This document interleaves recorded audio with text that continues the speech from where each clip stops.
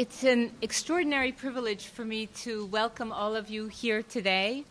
I'm impressed, moved, pleased by the response which I guess I could have only predicted to the fact that we have extraordinary speakers today, and in particular, Dr. Mohammed Yunus, who will be talking to us about the theme of his new book on creating a world without poverty and the development of social business. As the Associate Director of the Center for the Study of Human Rights, I'm extremely pleased to be able to see an event that brings about the conjunction of issues of development, economics, and human rights, that grounds human rights, or that gives us a perspective which will enable us to ground human rights in development. And it is for this reason also that, I want to thank, before I explain the reason, I want to thank all of those who have made this event possible, in particular Whitney Peeling from Public Affairs Books, in particular the Committee on Global Thought, without whose co-sponsorship this would certainly not have been possible, as also the Economic and Political Development Concentration of SIPA at the university, and the Hyman Center for the Humanities. We have asked Professor Ocampo to introduce Dr. Yunus, and I think that really this is the representation, the incarnation of this conjunction that we hope that this event emblematically expresses, of the concern for development and economic stability and growth with human rights and with economic and social creativity. Professor Ocampo has come to SIPA recently after an extraordinarily distinguished career, both in the United Nations and in his native country of Colombia, where amongst other positions he was the governor of the central bank, the minister of finance, and many other key roles, and in the United Nations, where he was Undersecretary General for Economic and Social Development. I would like to welcome Professor Ocampo. Before I do that, I will also say that the rest of the debate following, the discussion following Dr. Yunus's presentation will be moderated by our very own Professor Barkan, who is the director of the Center for the Study of Human Rights. After the event, which will end at approximately 4 o'clock, I would like to ask you all to stay in your seats. We will then ask Dr. Yunus to go outside, where he will be seated at a table at which there will be a book signing. So if you could just stay in your seats until Dr. Yunus has safely exited the room, that would be very greatly appreciated. We also already have a little bit of a rumble out there, so I appreciate your compliance with the rules of public security. There will also be a small reception, and I hope that you will all stay around for that. So without further ado, let me ask Professor Ocampo to take the podium. Okay. Well, let me say that it is really a great honor to introduce today Dr. Mohammed Yunus to the Colombia community, although, by the size of the crowd here, as well as the long line that we saw in entering, he really needs no introduction. But let me say that he's from Bangladesh and received his PhD from Vanderbilt University in 1970. After returning to his home country, he was actually for several years professor of economics at Chittagong University. And he served in numerous national commissions. His website, I identify at least the following areas: population, land reform, education, health, disaster prevention, national debt settlement, nationalized commercial banks, and ICT, as well as in numerous international commissions convened by the United Nations, the World Health Organization, UNIFEM, the World Bank, International Food, IFPRI, the International Food Policy Research Institute, and many other organizations, including most recently the very well-known Elders Project, launched in 2007 under the leadership of Nelson Mandela.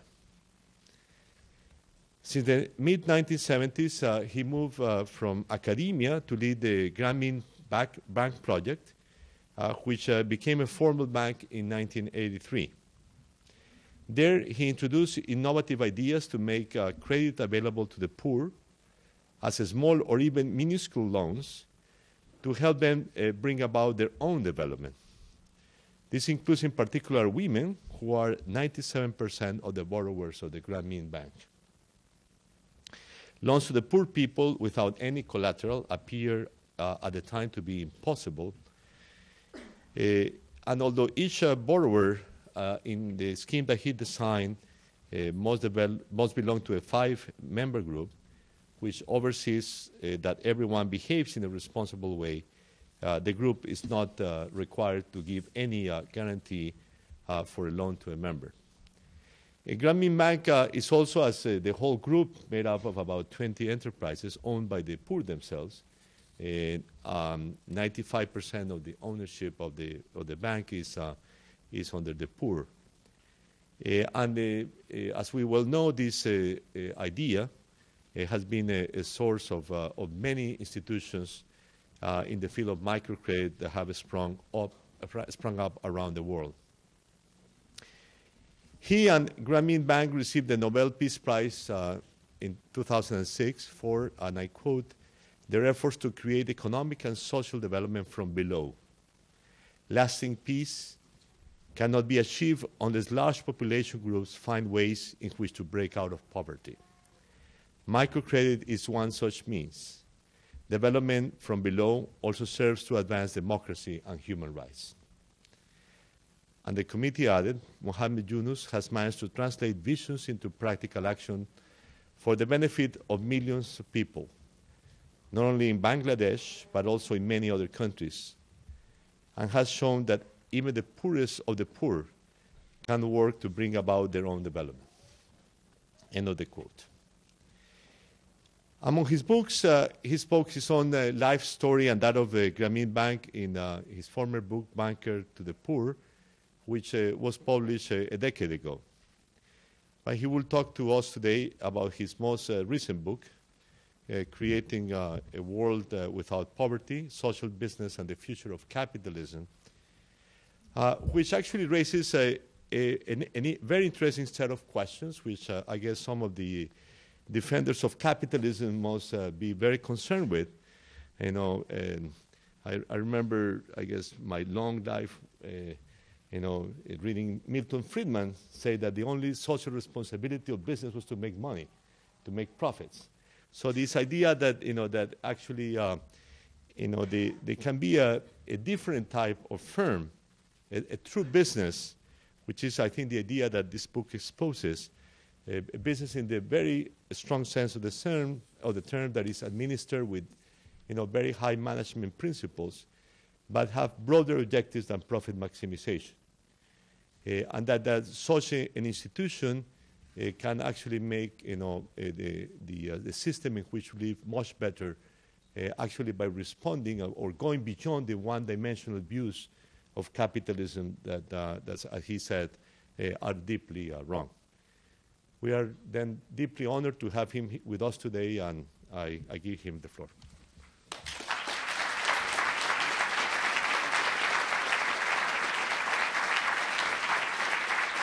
Thank you. Thank you very much. Well, I'm delighted that I could get this opportunity to talk to you about our work and what prompted me to talk about social business. It's not something coming from my academic analysis of the economy, but it's coming from the kind of work that I got engaged in. And over years, whatever I was doing and whatever questions that arose out of that led me to this particular kind of framework that I'm proposing.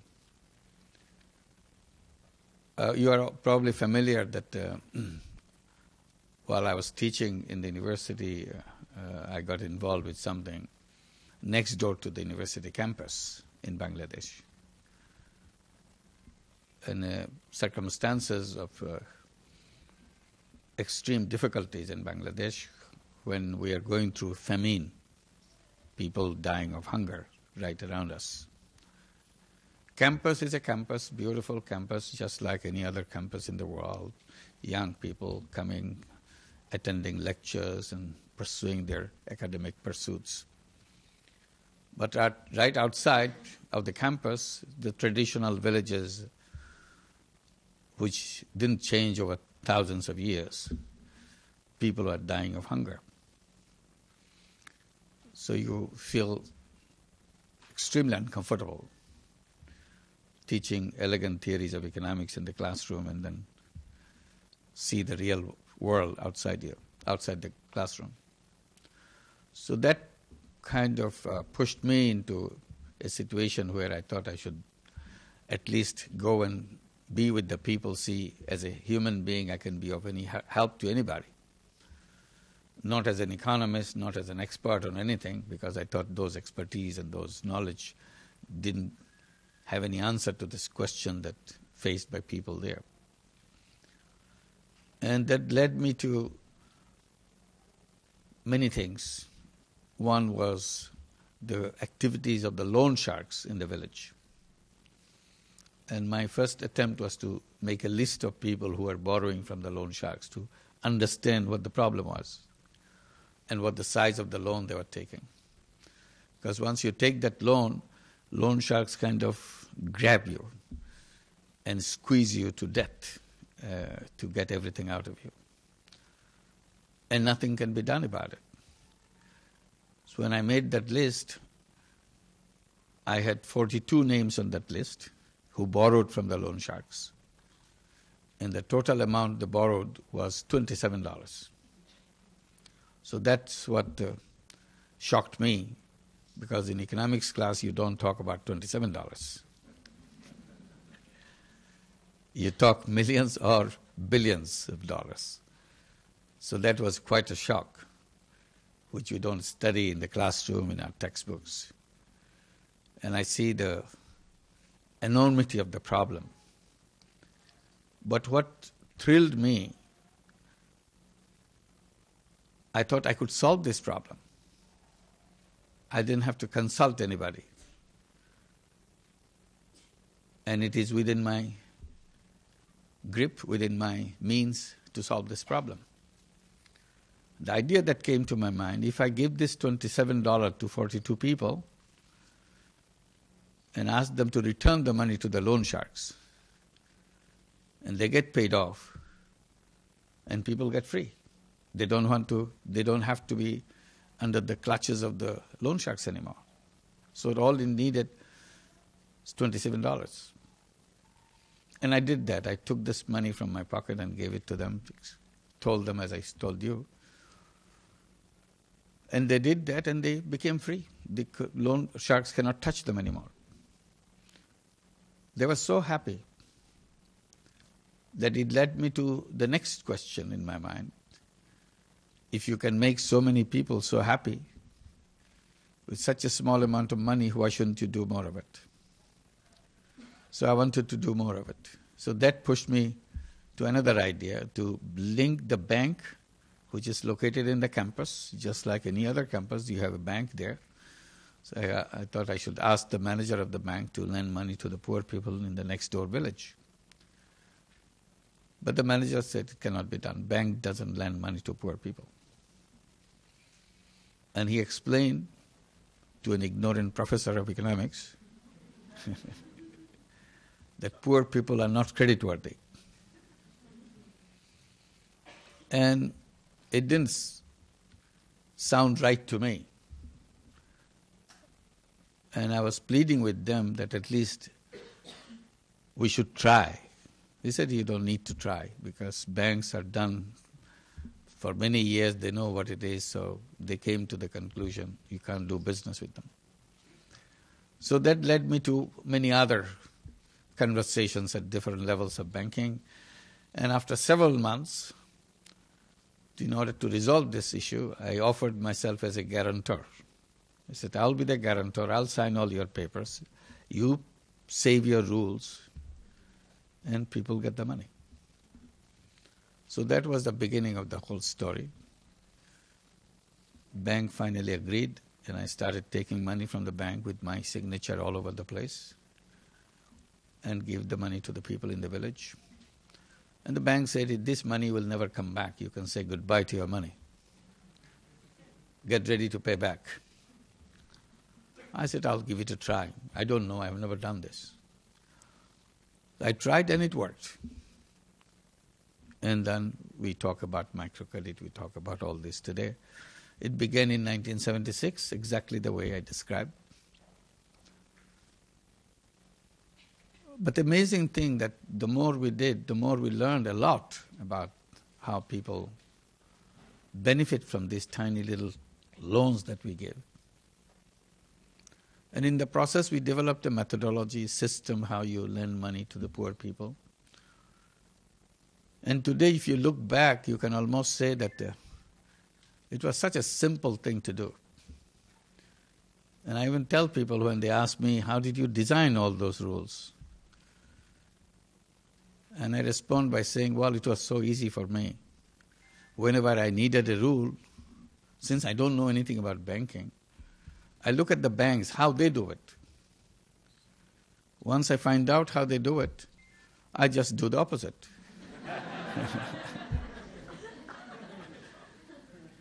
And that's how Grameen Bank was born. Everything we do is exactly the opposite of what the conventional banks will do. In a way, it's right, because conventional banks are going to the rich. We are going to the poor. Conventional banks go to men, we go to women. Conventional banks like to work in the cities because that's where the money is. We go to the rural areas. The Grameen Bank, Grameen means rural, village. So it's a village bank. We work in the village. Conventional banks want collateral. Without collateral, they cannot function. And now we found out with collateral, they cannot function either. So they have to have their collateral. The bigger you are, richer you are, more collateral you have, the more interested they are in you. We turned it around. We said we need no collateral because poor people have no collateral. So in our system, there is no collateral. And in conventional banks, they bring the lawyers. Not only they have the collateral, they bring their best lawyers in town to make sure you can't get away from them. So we got rid of the collateral. We got rid of the lawyers. We don't have any lawyers. And conventional banks are owned by rich people, and usually rich men. We turned it around. Grameen Bank is owned by poor people, and they are poor women. Conventional bank asks you to do business at their doorstep, at their premise. We reversed it. We said people should not come to the bank. Bank should go to the people. So the entire Grameen Bank works with that principle. We do the business at the doorsteps of the borrowers. Today in Bangladesh, Grameen Bank has 7.5 million borrowers. 97% of them are women. They own the bank. And we meet these 7.5 million borrowers at their doorstep to do the business every week. Within a week, we must meet all these 7.5 million borrowers, do business face to face at their doorsteps, and you know about their family, their children, their house, everything. And it works because repayment rate has remained very high, 99%, 98%, despite the fact there is no collateral, there is nothing. The bank manager explained to me why they don't lend money to the poor people when I began in 1976. They don't do it because poor people are not creditworthy. So today is a good time to ask who is creditworthy. Because the microcredit everywhere, as we became known, microcredit, that's the one which is working. Still their repayment rate is near 100%. Whether you do it in Bangladesh or in Latin America or in Africa, they are still good. They don't worry about their clients not paying back. But it's the conventional banks, which is real trouble. They are going to the government to bail us out.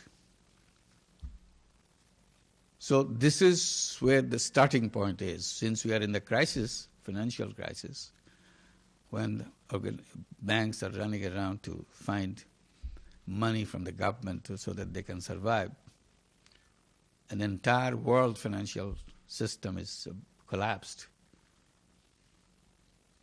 It's a good time to reflect and get into action to redesign the whole system. Because we don't want to go back to the same old stuff that we have been told before, after we have seen what is right and what is wrong. So this is the good time to start rebuilding piece by piece the entire structure of financial system. It's a good time because when you are in the deepest point of your crisis, that's when you start rebuilding. Because if you get out of those crisis situation and come to the normal, quote-unquote, normal situation, you'll never rebuild again because you'll become comfortable. Everything is okay. You don't want to touch anything. So if you have to touch, you have to touch it now.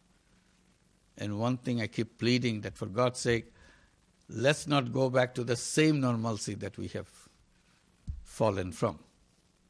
When we go back to the normalcy, that will be a different normalcy than we have coming from. Because that normalcy was not the right normalcy. We not only lend money, we lend money also to make sure that their families move out of poverty. That's our goal, that's our mission. So right from the beginning, we encourage their children to go to school. Because these are all illiterate families, all the 7.5 million families, totally illiterate. None in the family can read and write. Their previous generation never went to school, and previous generation than that never went to school. So we want to make a break. We said that this generation, the new generation that are coming from their families, must go to school. So we encourage them in every possible ways. And it was helpful that mothers were the borrowers of Grameen Bank. They paid a lot of attention to their children. It was very easy for us. And we could ensure 100% children going to school. And seeing many of these children not only went to school for the first time in their entire history of their families, some of them started being the best performer in the class. That's an amazing thing to see. These kids can't go back to their home and ask their parents to help them in their homework because their parents never seen anything like this. But they are the top performer in the class. So we got so thrilled, we introduced scholarships to recognize these kids and celebrate with them in the villages. Bring all the top people in the village, celebrate and give them the money in the hands of this little kid who is the top performer in the class, a little boy or a little girl. It excites the families who never been to school in their life. So it created such an enthusiasm among all these families. These kids continued in the school. They didn't drop out. They didn't come out of finishing their primary school, said enough is done. We are now graduate from primary school. Actually, that was what we are hoping, that they will complete their primary education. But the reality turned out to be much different than our expectation. They continued in the high school. So waves of students started coming to the high school. And then moving into the colleges. And we saw that college was becoming a barrier because they couldn't afford to keep themselves in colleges because their parents don't have the money. So immediately we introduced education loans. We publicized to every family that if your child comes to the college level, don't worry about money.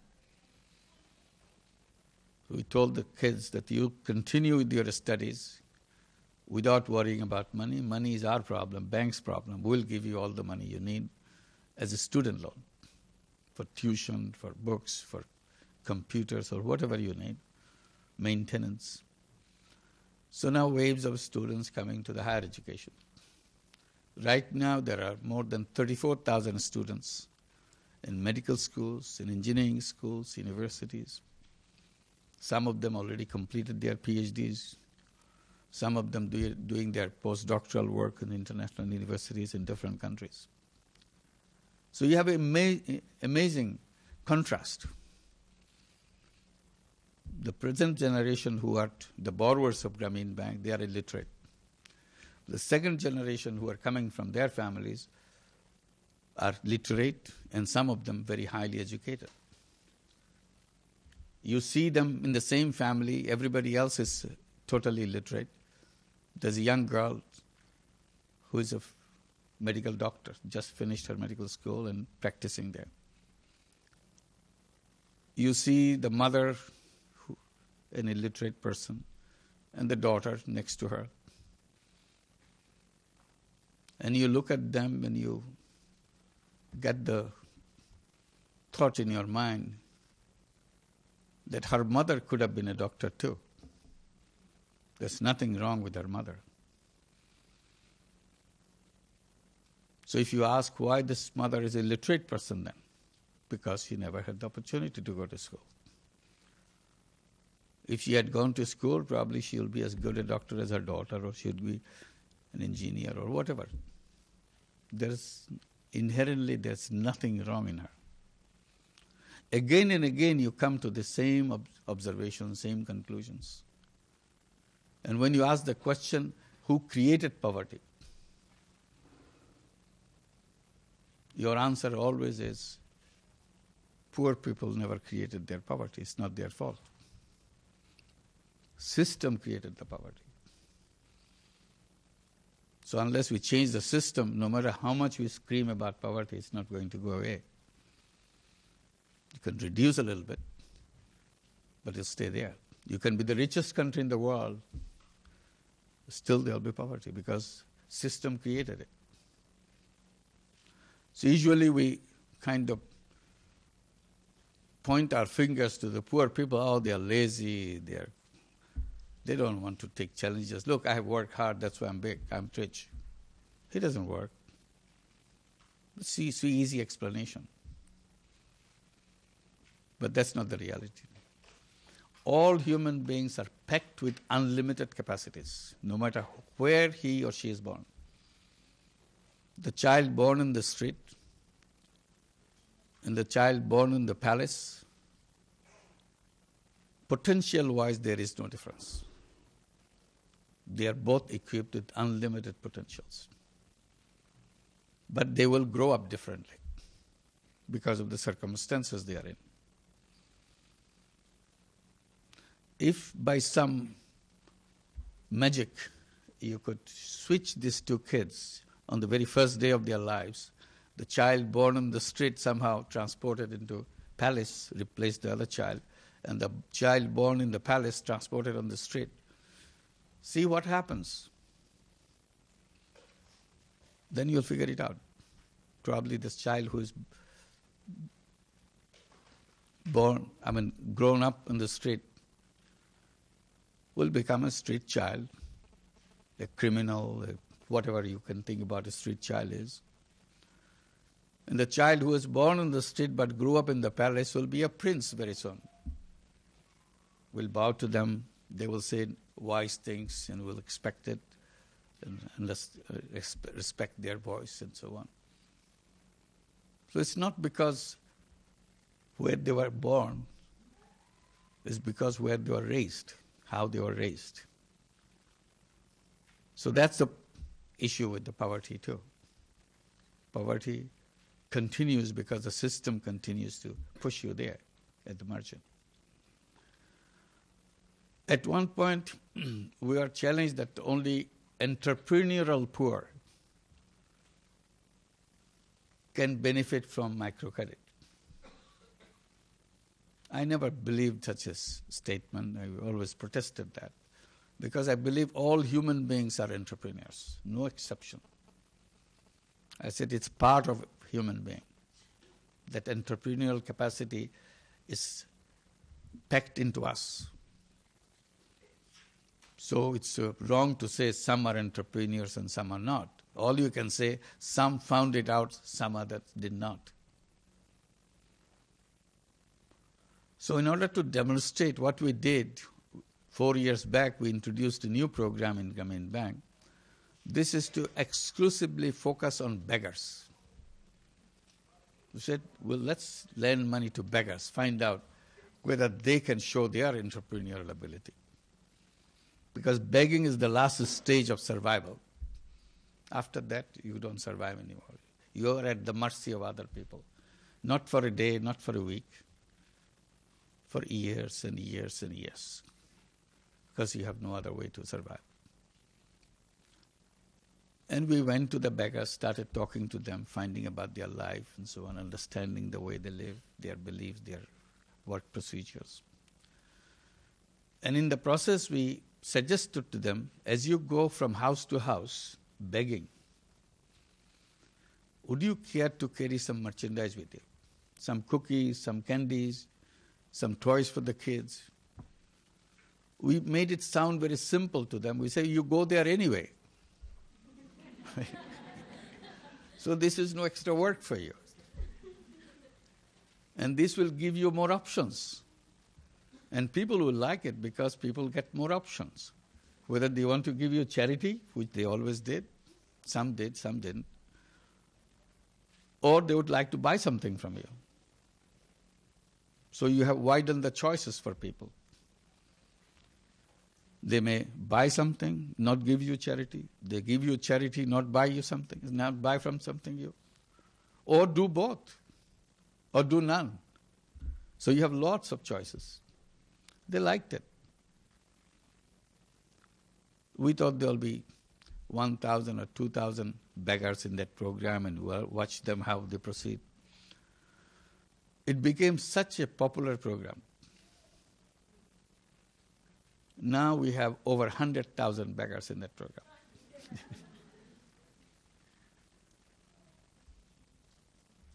And now today, more than 11,000 of those beggars have abandoned begging completely because they became very successful door-to-door salesperson. Some of them even became personal shoppers. Housewives will tell, when you come, you bring me this. Because it's very difficult for a Bangladeshi housewife to go to the market and buy something. She always asks the husband, and husband always forgets. That's how the husbands are. So she gets very frustrated. Even simple thing like buying a box of matches.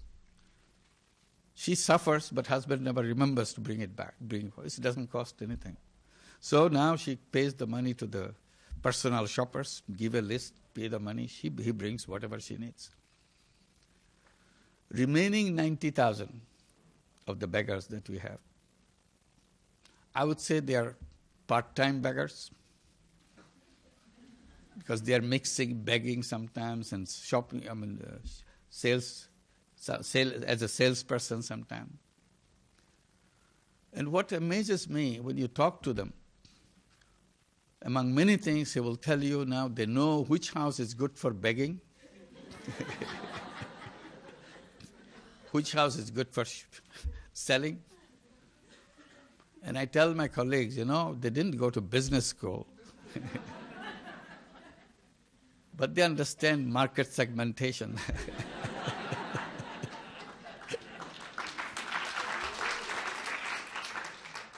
When my colleagues get impatient, how long will you wait so that they stop begging completely and become salesperson? I say, have patience. Don't push them too hard. Because begging is their core business. If If you want to close down your core business, it takes a lot of time. They have to absolutely sure that their sales division work well. So they have to handle both divisions right now. I'm saying this, we have not trained them. All we did is giving them the loan. And we tell them this is a loan, it's not a charity. But made it very simple for them. We told them that there is no interest on your loan. So this money will never become bigger than what we gave you. So feel relaxed. Don't feel threatened by this. And we told them there is no maturity date of this loan. There is no time limit. So nobody can point fingers at you, oh, you are a defaulter. Even if you come back after 20 years, you are still fresh, as good as new, because there is no time limit. So again, you feel relaxed. So people say, why do you give these conditions? They will never pay back. I said, look at them, they are paying back. Why do they pay back? Because we said, if you return the money, then you are ready to take another loan. And a bigger loan than what you first took, considering the size of operation you have. So many of them are on second loans, many of them on third loans and fourth loans. If you had given them as charity, probably they will still be the same old beggars as they are, because they will not challenge themselves. Since we said this is a loan, they got excited. Okay, maybe we should do something with this. And they found their own way. So this is the creativity they have inside of them, nothing that we have to put from outside. If poverty is created by the institutions we have built, the system that we have created, then why don't we go to the institutions to fix it? If the seed of poverty is in the institution, why don't you pick it out? If the seed of poverty is in the concept, why don't you pick it out? So that if these concepts and ideas and the policies and the institutions are free from the seed of poverty, then nobody will be a poor person, because it's not imposed on them. Because after all, poverty is imposed on people. It's not natural to human being. If it is imposed artificially, we can peel it off. We can become completely out of it and become the real human being that anybody would be. And I give the example of the financial institution, the banks, always telling us, fooling us that you can't lend money to the poor people. And when it worked in Bangladesh, Bangladesh is a funny country, everything happens. You never know what they're doing. They maybe have some cultural thing they pay back. They must be very stupid. Why should they pay back? So when it started all over the world, they had to invent other explanations, because that explanation in Bangladesh didn't work. Now we work in Jackson Heights in New York City. Call it Grameen America. Started last year in January. We do exactly the same thing we do in Bangladesh. People say, did you adjust it for the American society? Because they are different. I said, human beings are all same. 98% of humanity is about similarity. Only 2% is about dissimilarity. But we talk about dissimilarity, differences so much, and speak so little about similarity, we think as if difference is the big thing. It is not. So what we did, we sent one of our guys in Bangladesh who have been working with us for the last 27 years, who never been to the United States, sent him to New York City to start a Grameen program in Jackson Heights. Since he doesn't know anything about American society, American people, he does exactly the way he does it in Bangladesh. He has no problem. The problem is with the academics, with the journalists who worry about what can happen here. He doesn't know anything. So he does absolutely same way that we do in the villages of Bangladesh. And it's working. Right now we have more than 500 borrowers in that program, all women. And repayment rate is 99.3%. No collateral, no lawyer, no reference, no question asked, no past history is asked, no credit history is needed. Because in our system, we don't ask for credit history. We never dig into the past. We always tell our staff that we are not interested in the past of the people. We are interested in the future of the people. Let's build the future. Don't worry about the past. If future is different, they will build differently. So this is what works. Average loan in Jackson Heights is $2,200. So again, the institution part. Now that financial system is collapsing, so that when we build it new, that system has to be an inclusive system so that nobody is excluded from that system under any pretext, any explanation, because we have enough of evidence already accumulated from the whole world.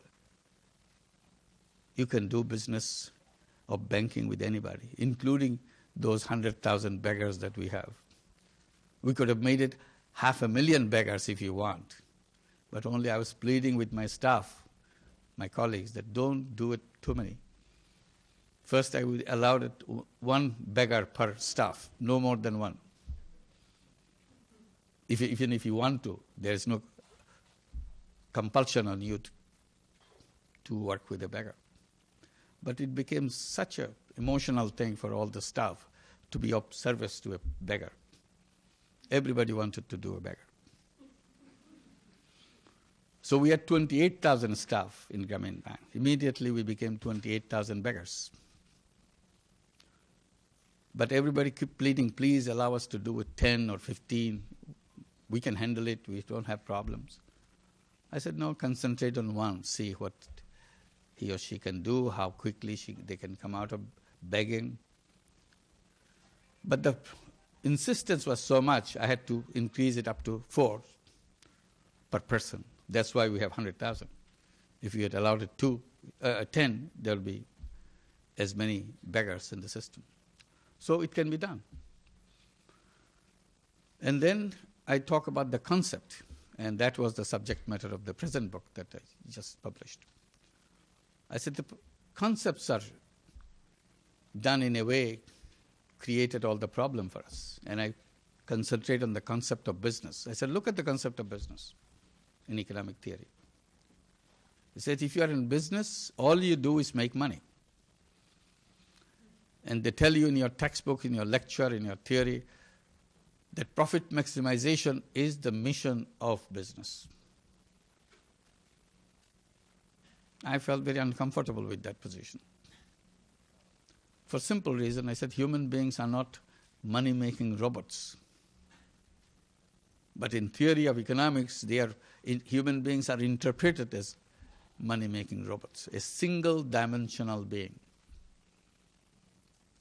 So I was suggesting what happened to the other dimensions of human being, because human beings are a multidimensional human beings.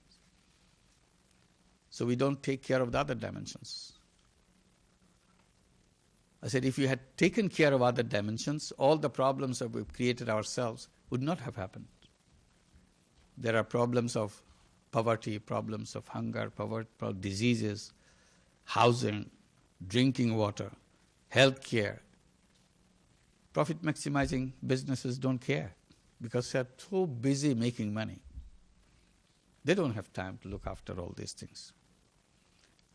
I said, if the entire theory of business is built on the assumption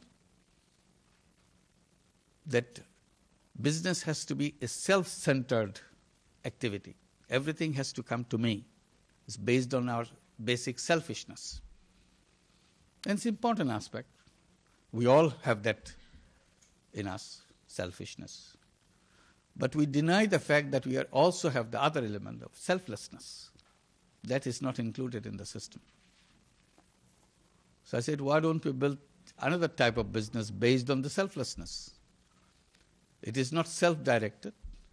It is directed to others. Nothing for me, everything for others. Kind of a reverse of the first proposition. So we can create that kind of business, non-loss, non-dividend company with a social objective. When I first started talking about it, people didn't pay any attention. Oh, it doesn't make sense. People always want to make money. I said, money making is done because you explained that money is equivalent to happiness.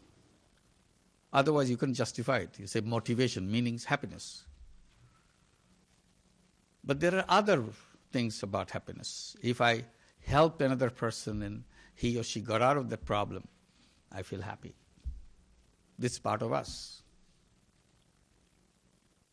So what happened to that happiness? Why can't we bring it to our business world to reflect that? So what I did, we started creating social businesses on our own in Bangladesh.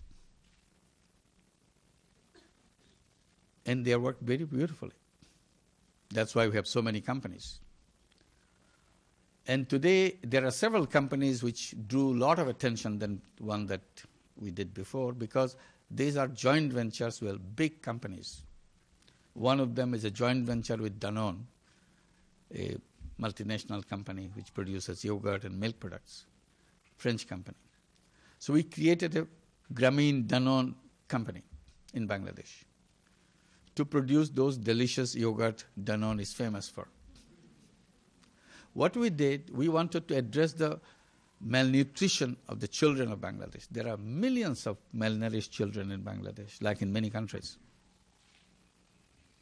And they become the target of all kinds of diseases as they grow up because they grew up malnourished.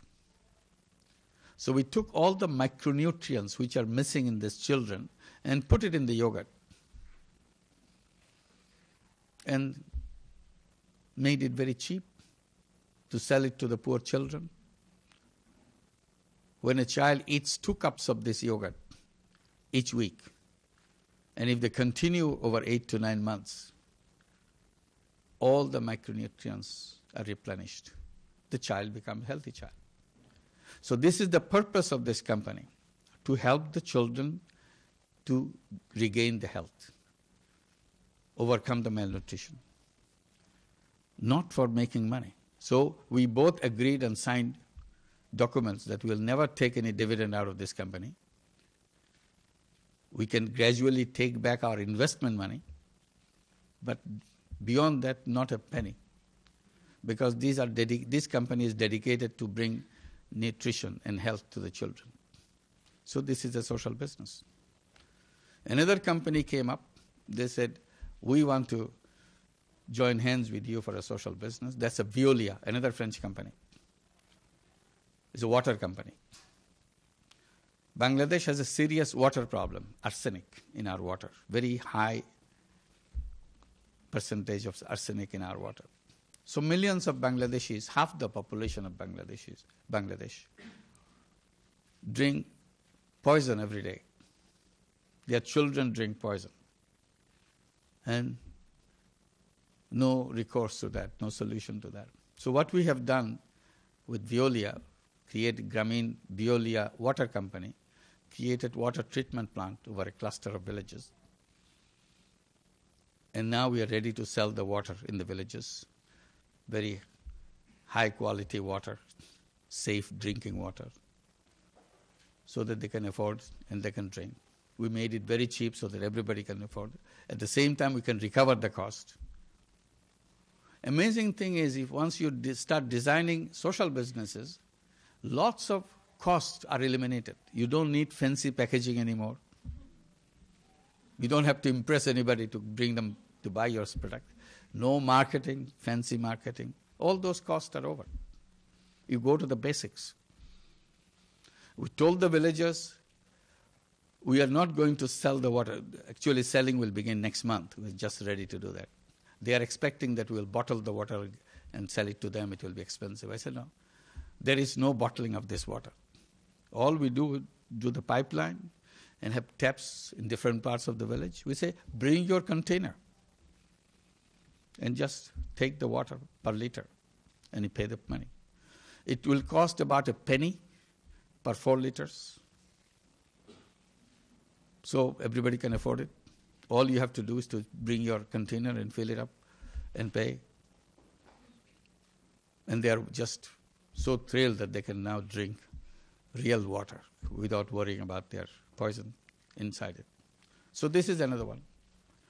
We are having a joint venture with BASF, which is another big multinational company, chemical company, to bring nutrition supplements. This is a German company. And then start mosquito nets, treated mosquito nets. These treated mosquito nets is very good because if the mosquito sits on the net, it drops dead. But no harm with human beings. So we want to bring it as a social business. People can buy this very cheap and protect themselves from many, many mosquito-borne diseases. Healthcare can become a very excellent subject of social business. So once we can create those social business and get accepted, then I'm saying that maybe we should be creating a separate stock market. Because the present stock market is about making money, how quickly you can get rich. You saw how it happens, getting quick rich. It created big problems. So everybody is going there to get rich. How to make more money. So social business has no place there. So he said, why don't we create a separate stock market? Call it social stock market. We go there and invest in companies because we want to make a difference in the life of the people. Not for us to make rich. For them, for us to help them, help all of us to make all those changes happen. So we can all design social businesses and then float the IPO, go to the stock market, raise the investment so that we can start the company. And we'll have wonderful companies all around us, helping people get out of poverty, helping people get better health care. Sometimes I'm asked here in this country, what are the social business that we can have in this country? I said, very simple. You can have a health insurance company as a social business. Because 47 million people in this country don't have health insurance. Because profit maximizing companies don't see this as a market. You can create a social business because you are not there to make money for yourself. You are there to provide the thing. Millions of people in this country cannot open a bank account. So when they receive a check, they cannot put it in their bank account. They have to go to the check cashing companies. And check cashing companies cut off a portion of it off for themselves for no reason. If you need a little bit of money suddenly to take care of your emergency need, your tire went off or your engine is not working, you have to fix it, you need a ready cash, a small amount, $300, $400, $500. No bank will lend you that money. You go to the payday loans. So this would be a good social business. In payday loans, you pay 500%, 800%, 1,000% interest. So that's another way. So there are lots of rooms. It's for us to be creative and design those companies to solve this problem. All problems are man-made problems, and they need man-made solutions. Nobody else will do that. We can't just say government should take care of it. Government alone cannot take care of everything. We as citizens, we as human beings, we are as capable as anybody else. We are more capable than the government. Because no matter what is said, government is a very slow machine. It doesn't work fast. But individuals are very fast. Individuals think much ahead and quick to implement. We can design our little social businesses. And social businesses don't have to be big. If I create a social business to take care of 5 unemployed people to get out of unemployment, that's my social business. And I found a way how to do it as a business. Then what we have done, we have developed a seed. Now that seed is most valuable seed we can get. All we have to do is to multiply the seed. And there will be no unemployment left in the whole world. So everybody has a chance. You don't have to make a mega company. You make a tiny little company. Focus on the objective and find the solution. And that's your first cut. You do it, and now you can replicate. Many people say, let me do that. So that's how we are doing the Grameen Danone. That's how we're doing the Grameen Veolia and Grameen BASF and so many other companies. We were talking to another big shoe company, Adidas. They were interested in having a social business. Said, what would you do? I said, maybe you have a theme set up. The theme would be nobody in the world should go barefoot. And that's your responsibility to make sure you come up with shoes that everybody can afford. So to begin with, why don't you make Adidas shoes under $1? And that will be run as a social business. And it's possible. So many things, it's a question of how one thinks, and it could be done as a social business. Once we can take care of this institution fixing, concept fixing, there will be no poor person, there will be no person, sick person, malnourished person, because we'll fix it. The system will fix it. And system will make sure they don't get sick, they don't get poor. So we won't have any poor people in the world. We'll have a world without poverty. And then I'm saying maybe we should be creating museums, poverty museums. Because since there will be no poor people on this planet, how do we explain to our next class when you will become the teacher? What is poverty? Because we read everywhere as poverty. What is it? You tried in many ways, couldn't explain. Because it doesn't make sense why anybody should be poor. So you'll take to the museums, your class to the museum to show how they look like. Let's do it. Thank you.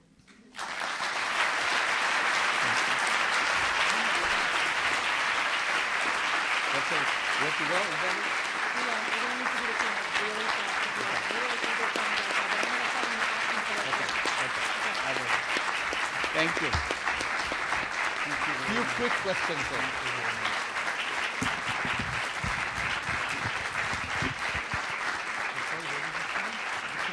Quick questions so that we can go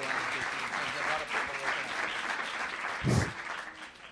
Well, human nature is fascinating, and we've really seen and heard the example of the best of it. So thank you very much. Many of us were not as fortunate to be or many of others actually have not been as fortunate to hear the talk and waiting outside. So we'll have time for very few quick questions. And we'll start right here for some of the students who represent groups that work on microfinance in the university. Let us collect the three and start from there. Yes, hi, my name is Olympia Di Castro, and I represent the Microfinance Working Group at the School of International Public Affairs. First of all, let me just thank you for coming here on behalf of my colleagues. It's really a pleasure to be able to listen to you share with us your accomplishments and thoughts. My question is in regards to your successful joint venture with Grameen Danone and your experience with setting up similar social businesses with publicly traded companies. As Professor Ocampo mentioned in his introductory speech when he spoke about Milton Friedman, a challenge that we face with working with making public companies engage in social businesses is their fiduciary duty to maximize profits for shareholders. Has this been a challenge in your more recent partnerships with Adidas, GE, Pfizer? And if so, are there any lessons that you could share with us that could be applied in a broader scale as we work towards your premise of bringing capitalism a new human face? Yeah, go ahead. Hi, my name is Sarah Taslima. I am a sophomore in Columbia College, and I'm an intern with the Committee on Global Thought. And my question was related to the role of the government in the context of social businesses. In your book, you talk a lot about the inefficiencies of the government, but you were also very involved with the election season in Bangladesh. And I just want to know what you thought, how the government and the social business can work together to... Hi, Dr. Yunus. Hi. My name is Vikas Raj. I'm with Columbia Business School and Microlumbia, which is the student-run microfinance fund at Columbia Business School. My question is about your thoughts on the trend toward the formalization of microfinance institutions. Somewhat similar to the first question. On one hand, I understand that concern exists about the formalization process since it emphasizes private capital and could potentially dilute the social mission of an MFI. But on the other hand, I know you've been an advocate of the importance of savings and insurance products for microfinance institutions. How do you see these two kind of potential differences reconciling? Thanks.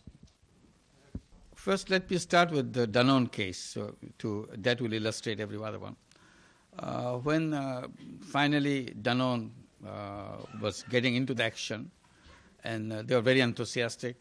They liked the idea that we proposed to them, and they want to go really seriously and wholeheartedly. But at one point, the crisis began because they said, where do we find the money to invest in this? Because we cannot take the company money to invest here. Because we are a shareholder-owned company. Our shareholder will ask the question, why did you use my money to put in a company which doesn't give me profit? We didn't authorize you to do that. So they couldn't use company money. But as an individual, they're very interested in this project. They want to do it.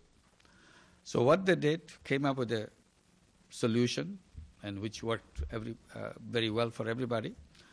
In the annual general meeting of the company, when the dividend was announced, they circulated a questionnaire, a blank, to get the response from the shareholders. That if you, this is the description of Grameen Danone company, which does it in what does work in Bangladesh, and this is the purpose of this company. This company will not give you any profit. If you want to put part of your dividend into this company, please tick this box. Then we'll take whatever percentage of this dividend you want to put it in this company and put it into a fund which will be used for this company. 98% of the shareholders signed it up. So that's where the money came from, not from the company. As individual owner said, yes, I want to put my money there because I like the idea and I don't need any profit. So this is the only way, because otherwise company money you cannot spend there. Because shareholders said, we gave you the money to maximize the profit, and our shareholder price will be, our stock market price will go down. If your prices are not going up, then we are in trouble. Some of the companies probably can come out of this problem by using the corporate social responsibility fund, which is already out. And they use it for mostly for charity purposes or public relations purposes sometimes. So you can use this as well from social businesses. I'm suggesting to the companies that instead of corporate social responsibility going into that fund, going into charity purposes, why don't you create companies? This will be your company. But you don't expect any profit because already this is out of your profit.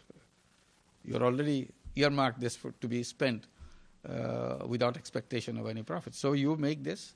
And you can create, every year you can create a new company. Every year you can have duplicate, triplicate things, and you create an institution. In corporate social responsibility, you don't create an institution. Here you create an institution. It's a company. And all your employees will be excited that your talent, your creativity is being used by the company to solve the social problem. It could be housing problem, it could be sanitation problem, it could be health problem, it will be insurance problem, it will be old age problem. You create a social business. So you have a ready fund. So this is one way to go about it. Role of government, yes, in social business, government has a role in ultimately to institutionalize this. This is not just a conversation. But when you go into really register it, all we can do is to register in the same window where all the profit maximizing companies are registered, because there is no separate registration procedure. So why don't we create a legislation to recognize what is a social business, define it, articulate it, and have a window where we can register the social business so that we cannot deceive people, because that's also a factor. Today I call myself social business, attract all the warm-hearted people to support me, and then I started making money from my pocket, cheating everybody. Because on the face I'm taking social business, but actually I make money out of it. So how do we do that? Define it. What is a social business? Then have a regulatory body to see that whether I work as a social business or not. All businesses are regulated by a company. Like there are regulators like Food and Drug Administration to show what food you're selling, whether it's a food that is standard maintained. So you'll have a social business kind of regulatory institution which will watch over.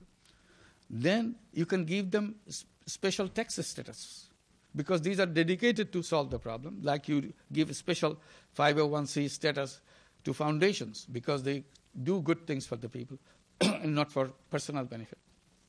You can give similar status to these companies so that their profit doesn't have to be subject to be taxed.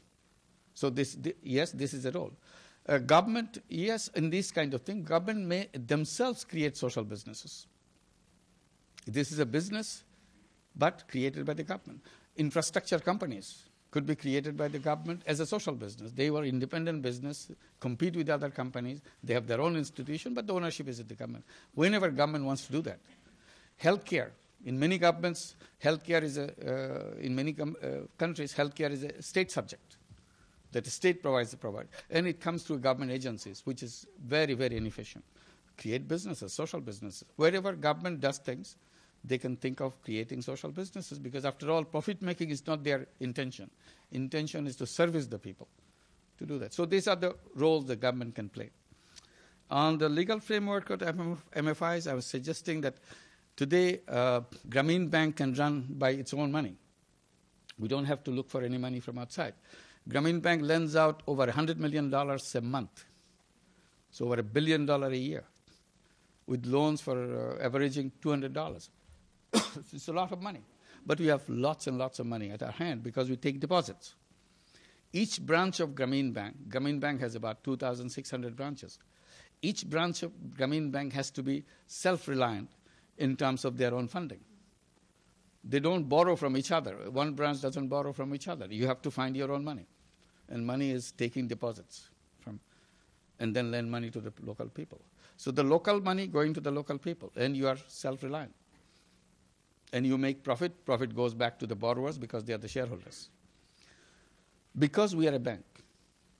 But the NGOs are running most of the countries. In most countries, it's NGOs who run the microcredit programs. They cannot take deposits. That's why they're always asking for money. Give us money, give us money. Because there's plenty of money all around. I keep saying that we all live in the ocean of money. Simply, poor people cannot take a sip out of this. That is the problem. So if we give the legal status of a bank, limited purpose bank, then I can take deposits and lend money. Like we have a problem in Jackson Heights. We have $2,200 per average loan with 500 people borrowing. So we have over $1 million lend. So each 500 needs another $1 million. If we extend it, there are a lot of people waiting in line to get the loans, but we cannot give it because we don't have the money. If we had taken the deposit, if we are allowed to take deposits, we can lend money to thousands and thousands of people. We have no problem. There's a lot of people who will put the money in their deposit, we'll lend money to the people. So we need a license. A banking license requires at least $30 million in this country. So we don't have $30 million to put in to have a banking license. So why don't we have a legislation that allows us this simple, small type of banks to operate specifically for lending this kind of way? Doesn't take lots of money to get a license and then operate and do it. So that's a legal requirement and so on. About the companies who are supporting microfinance, the only point I raised in that situation that microfinance was born for a purpose, to help poor people get out of poverty, so that the loan sharks don't make their life miserable. I remind that now seeing many deviations coming from in microfinance, that we are not here to become loan sharks ourselves. Many are taking turn to become loan sharks, using the name of microfinance. Actually, they are charging interest rate too high, unnecessarily high. So we have a guiding principle. If you want to be called as microfinance, your interest rate should be within a limit. And I define it cost of fund plus 10%. If you are within this range of interest rate, then you are in the green zone of microcredit. If it is cost of fund plus 10 to 15%, then you are in the yellow zone of microcredit. And if it is cost of fund plus 15% and above, then you are in the red zone, meaning you have moved into the loan shark zone. So that's a simple definition.